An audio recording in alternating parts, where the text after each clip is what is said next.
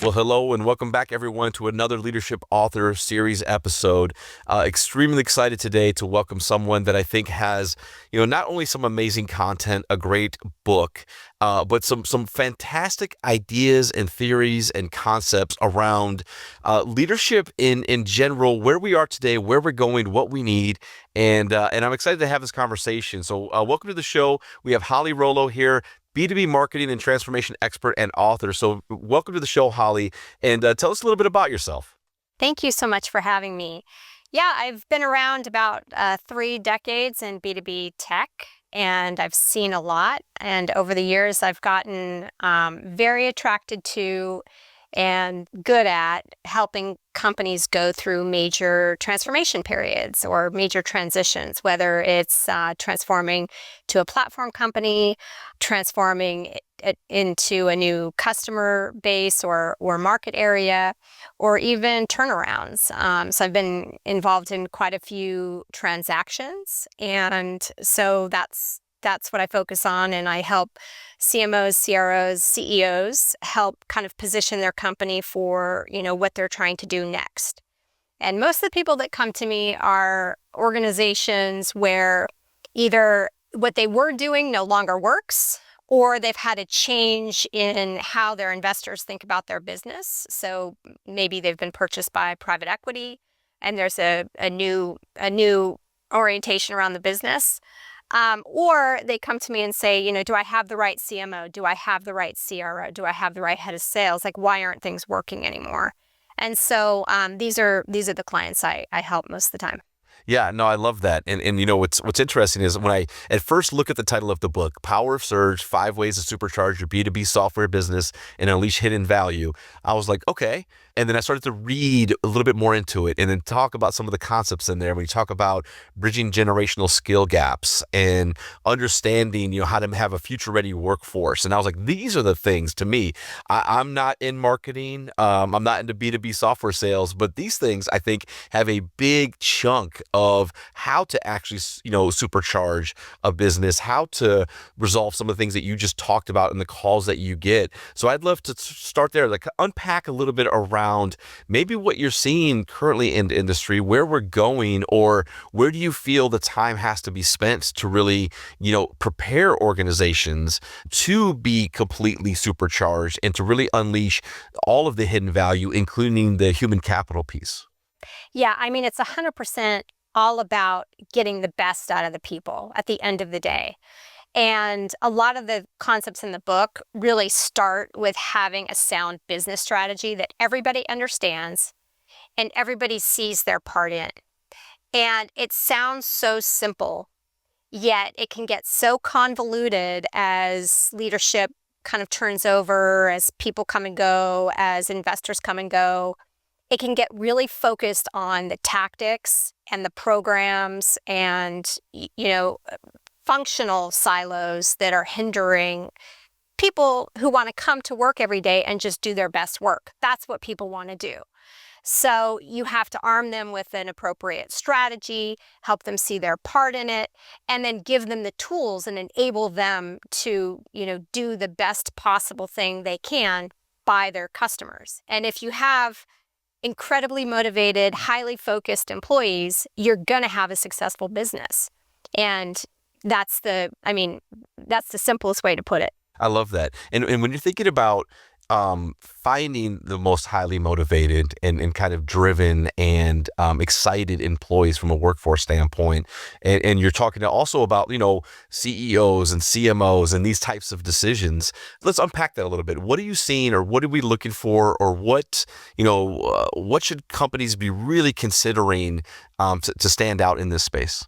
Well, first, there is a convergence happening across various roles due to AI and the speed, scope, and scale of digital. So it used to be the various functions could be successful in their own silo. And so the conversations over the last 10 years have been about alignment and handovers and workflow and aligned KPIs and those kinds of things. And it still doesn't work because the actual customer experience is completely changing and the tools and technology is completely changing. So in terms of talent, you can't hire for traditionally how you may have seen the business paradigm because the business paradigm is changing. So that's number one. Number two, you should be hiring for a set of skills, experience, or more importantly, in my view, is mindset that you want to add to your team to get the kind of change you want. You don't want to hire a bunch of people that are the same, which is very easy to do because, people on the interview teams want to work with people that are like them. Yeah. And I've always, stressed to my leadership teams, we need to hire for the best combination of people, which means diverse ideas, diverse backgrounds, people that are willing to challenge the status quo. Like we want a range of viewpoints to come to the table to come up with the best possible solution. And you can't do that if everybody sees things the same way. And then third, there's certain things the company needs to do, as I mentioned, the business strategy. So if you're a turnaround, you're going to have a different set of challenges in front of you than you are if you are a super high growth, super innovative company with one product. It's a different DNA. And oftentimes people want to hire, oh, well, I think this is what good experience for this function is, which may not actually be what you need. You may need better leadership versus functional experience, or better transformational leadership versus management. And those are different types of things that people need to think about when they're interviewing for the right group of people to work together. Yeah, I love that. I think that every data point will tell you that having, diverse leadership teams, diverse teams in general, will always lead to like larger elements of innovation, because many times the best idea wins, not necessarily the loudest voice, especially when you create an environment and a community where people are very open to debate and healthy debate and that type of thing. I think it's so critical.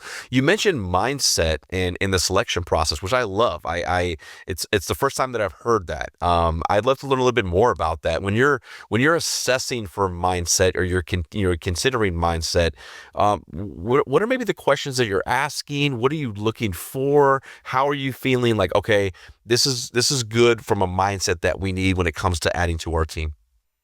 Yeah, so I can just speak for, my practices. Everybody might have different viewpoints, but I really look for people over experience. I look for people who've had to overcome something really, really hard and impossible, even if they failed. Because to me, people who tend to be faced with really big challenges, and it could be in their personal life, it could be, a medical condition, it could be something like this, where they've been faced, they have to be resilient and they have to continue to work through it, right? And to me, those people are really great problem solvers and can drive to a result. And that's what I've found to be true. And those are the types of people, I've wanted to hire for. Even if there's someone who comes from maybe a big brand, who's had more experience, or an Ivy League school, like I would rather have someone who's street smart and scrappy and resilient than someone with multiple degrees, personally. Yeah, I love that. It's because it reminded me of a question that I like to ask, which is like, tell me about a time when you achieved a goal that you surprised yourself with, that you weren't sure that you'd be able to achieve, and that you felt, you almost exceeded your own expectations. And you felt amazed at yourself for achieving it. And I think it's in that same kind of breadth of that idea, because what I hear many times is everything from like, I really had to get scrappy, I had to persevere, I had to, get myself through this thing, whether it be a health challenge, a school challenge, a financial challenge. Like you tend to hear these real stories from people that help you to kind of, see maybe the challenges that they've had, how they've had to persevere. And I think you're so spot on. Like that's such an important piece of somebody who's going to really hold on to and commit to and stand on, what they're looking to accomplish and achieve. And they're going to learn, and they're going to, they're going to adjust as needed, but they're not going to give up. And that's Right. kind of what we're looking for. I think it's such a great call out. Right. Yeah, that's for sure. And I think people who are also have different ways at looking at problems. That goes back to your diversity thing. I mean, for 100 years, I was the only female at the table half the time in B2B tech.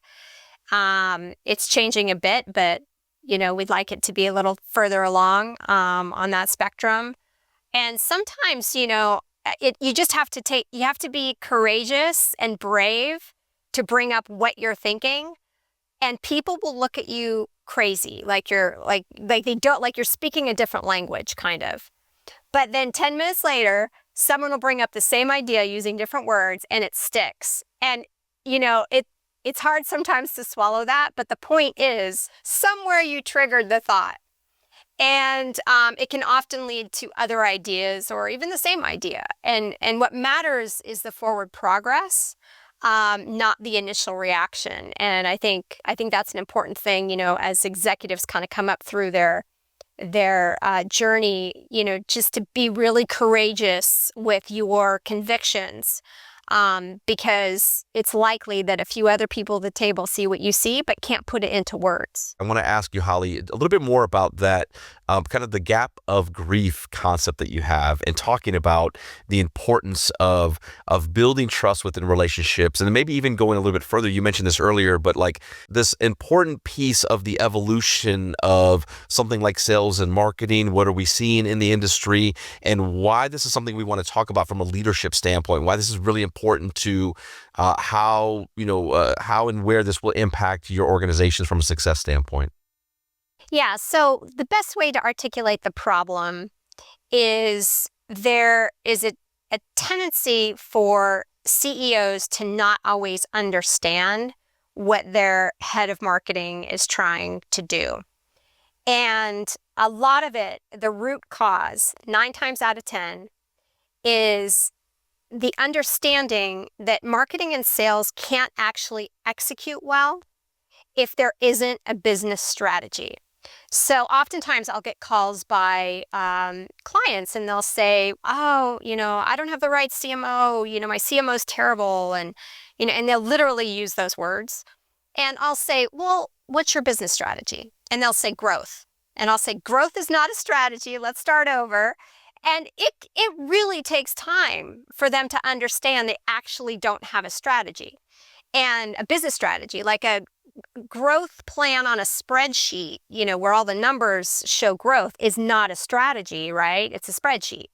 And growth is an outcome of having a good strategy. So this is the number one root cause I see of this gap of grief, where the CMO or the head of sales is like, I want to do X, Y, Z. And the CEO is like, well, I don't understand how this aligns, and why aren't the KPIs adding up? Why can't I get the ROI? Why can't I do these things? And it's because sometimes these functional leaders are trying to do so much of everything in the name of growth that they're not actually doing anything well. And so it causes a lot of bad expectations, I think, across the board. And once the expectation conversation goes sideways, you lose trust. So, the CEO no longer trusts the marketing or sales executive to execute because they can't actually understand what they're trying to get done. And it's a fascinating thing to watch. It's happened to me a few times. And, I remember the first few times it happened in my career, I was like, what is going on? It's like, I'm explaining it, but it's not getting through. And, oftentimes, especially in tech, in my world, in cybersecurity in particular, the CEOs are technologists, right? So they tend to even have a different orientation from a sales and marketing executive who's thinking about the narrative, the relationship, the storyline, the messaging, the market segments and things like this that don't necessarily translate. So I think it's a two-part problem. It's the root cause of not having a business strategy or relying to, and it's also just different sides of the brain, trying to communicate. Yeah, no, it's a great call out. And I think it's, there's always been, I believe, a maybe tension between sales and marketing, right? Because it's kind of like we just want to sell things. We're trying to your point, have a narrative and spend money in getting this out there. And then it's kind of like who gets the credit for what type of thing. And I think most in all really successful businesses understand that both are needed. But to your point, that business strategy piece, the actual thing to point to and say, this is the plan, and we all have a part to play in this plan, I think is something that's very needed. So what happens if somebody, reading the book, listening to this podcast is like, hey, I'm in this space right now, or I see that we have this in our organization where there's either that element of a gap of grief, or we're seeing where we're kind of combining these roles in our organization. Talk to us a little bit about like um, what you do in those instances, what you would suggest for them to go do, how they would be able to work through these situations. Right. Well, the book I put together specifically for marketing leaders, but what I do is I coach for modern go-to-market transformations across the board. So CMOs, CROs, and heads of customer success and support.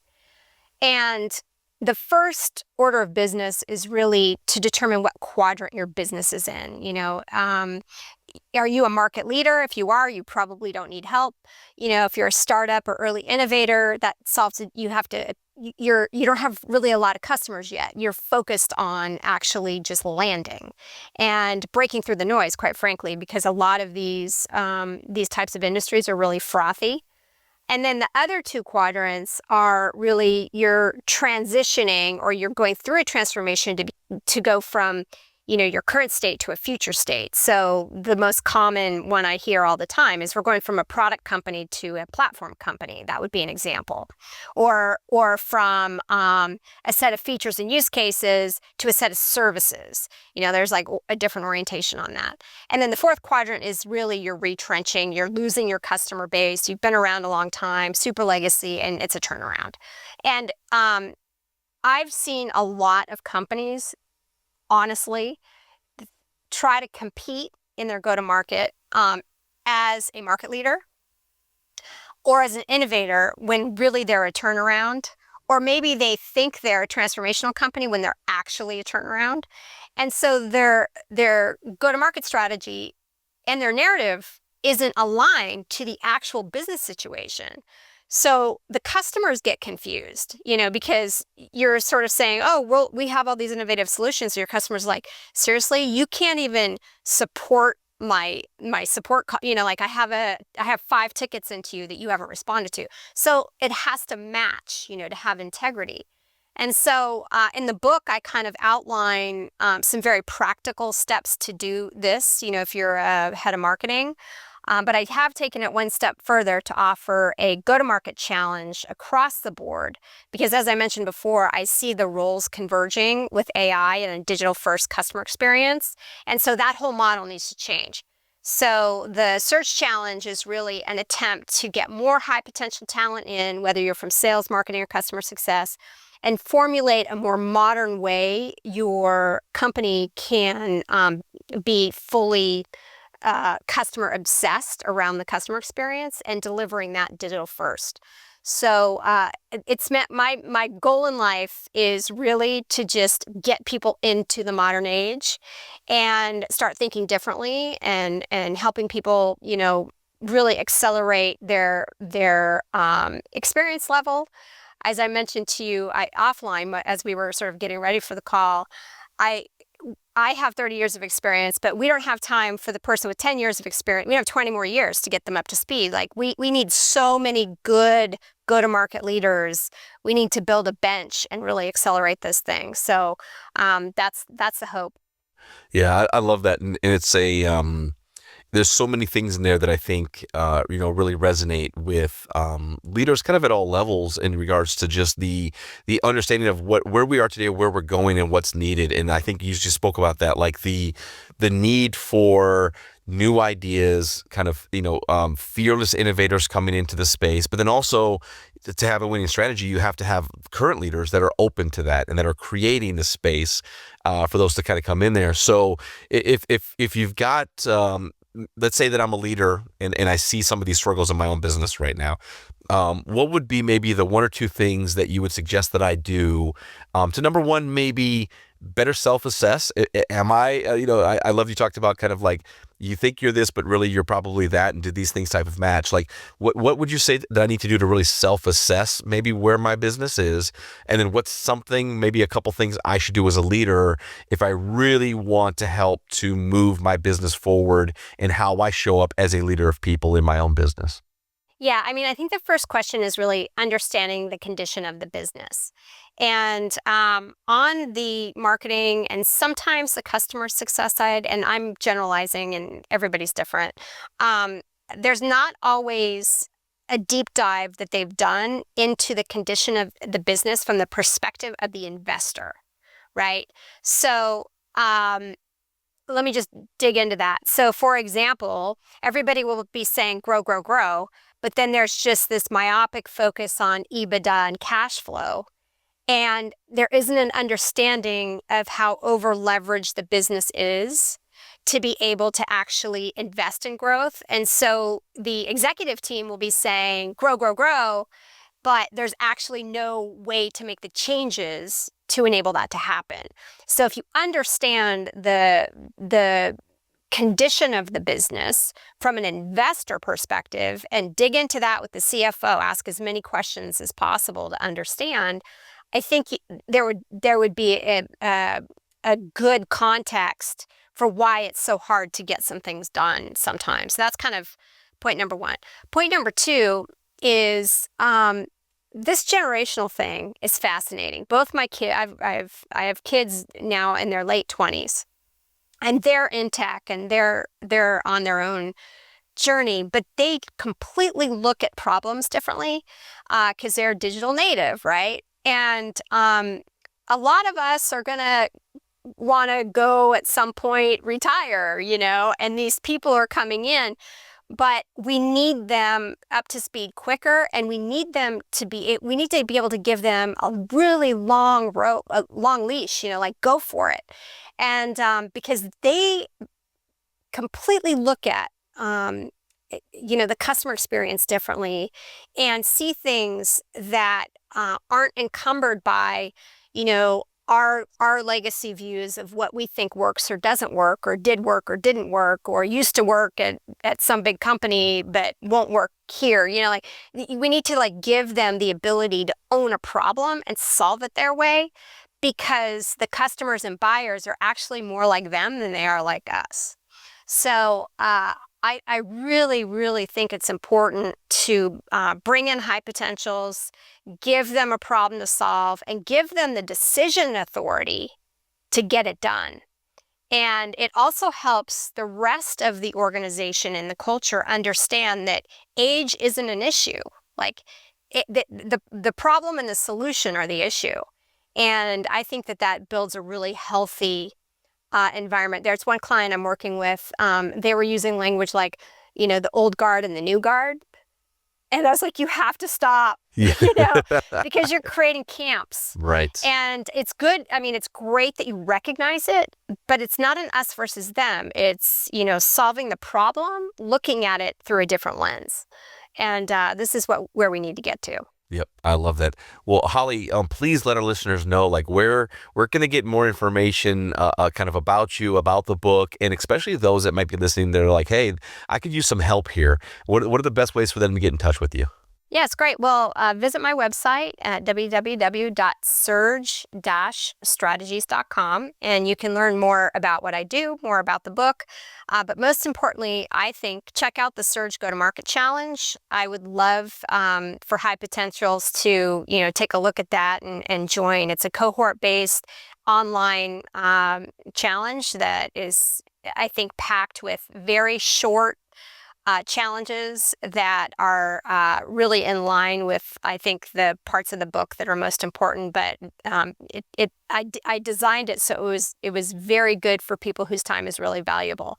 So I'd love to invite people to join that. Awesome. Well, thank you so much again, Holly. We appreciate you for taking the time and talking to us today. Again, please check the links in the podcast description here. We can get you right to Holly's website, to the book itself, to the challenge. All of that will be listed below. Thank you all for checking us out, and we'll talk to you all next time.